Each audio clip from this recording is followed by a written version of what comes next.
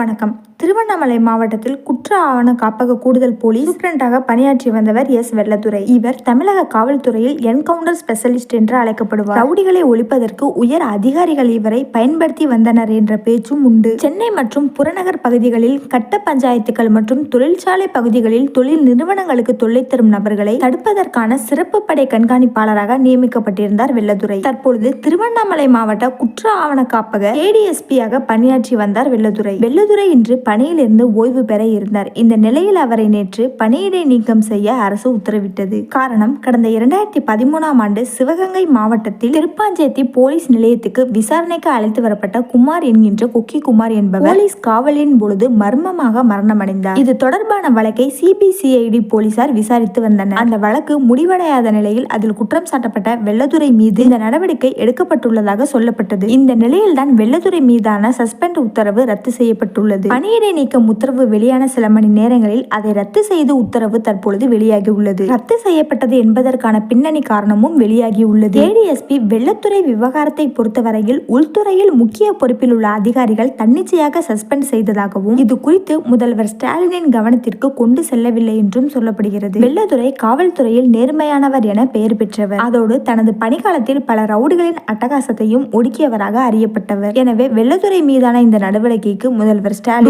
விட்டதாகவும் அதன் காரணமாகவே உடனடியாக உத்தரவை மாற்றி வெளியிட்டதாகவும் சொல்லப்படுகிறது. குறிப்பாக எஸ். வெள்ளத்துரை சஸ்பெண்ட் உத்தரவு நடவடிக்கை முதல்வர் மு. ஸ்டாலின் கவனத்திற்கு கொண்டு செல்லாமலேயே பிறப்பிக்கப்பட்டுள்ளது. இதனால் அதிருப்தி அடைந்த முதல்வர் ஸ்டாலின் உள்துறையில் உள்ள அந்த அதிகாரியை கடித்துக் கொண்டதாக தகவல் வெளியாகியுள்ளது. அந்த அதிகாரியை செல்போனில் தொடர்பு கொண்ட முதல்வர் ஸ்டாலின் வெள்ளத்துரை எவ்வளவு நேர்மையான அதிகாரி, அவர் மீது ஏன் இவ்வளவு பெரிய நடவடிக்கை என்று கேட்டதாகவும் என் கவனத்திற்கு வராமல் ஏன் இந்த உத்தரவு பிறப்பிக்கப்பட்டது என்றும் அவர் மீது கடித்துக் கொண்டதாகவும் இந்த செயல் அதிருப்தி அளிப்பதாக முதல்வர் ஸ்டாலின் அதிகாரியை கண்டித்துள்ளார். மேலும் கடந்த 2004ஆம் ஆண்டு சந்தன மரக்கடத்தல் மன்னன் வீரப்பன் சுட்டுக் கொல்லப்பட்ட பொழுது எஸ். வெள்ளத்துரையும் முக்கிய இடம் பெற்றிருந்தார். அதே போல சென்னையில் பிரபல தாதா அயோத்தி குப்பம் வீரமணி மெரினா கடற்கரை பகுதியில் என்கவுண்டர் முறையில் போலீசாரால் சுட்டு வீழ்த்தப்பட்ட பொழுது சிறப்பு படையிலும் வெள்ளத்துரை முக்கிய பங்கு வகித்தார். கடந்த 2013ஆம் ஆண்டு மருதுபாண்டியர் குரு பூஜையின் பொழுது சிவகங்கை மாவட்டம் திருப்பாஞ்சேத்தியில் காவல்துறை SI ஆல்வின் சுல்தான் அடித்துக் கொல்லப்பட்ட வழக்கில் தொடர்புடைய ரவுடிகள் இருவர் வெள்ளத்துரை டீமால் என்கவுண்டர் செய்யப்பட்டனர். இப்படிப்பட்ட நேர்மையான அதிகாரியை முதல்வர் ஸ்டாலின் கவனத்திற்கு கொண்டு செல்லாமல் சஸ்பெண்ட் செய்யப்பட்ட அதிகாரி மீது ஸ்டாலின் வருத்தம் தெரிவித்துள்ளார்.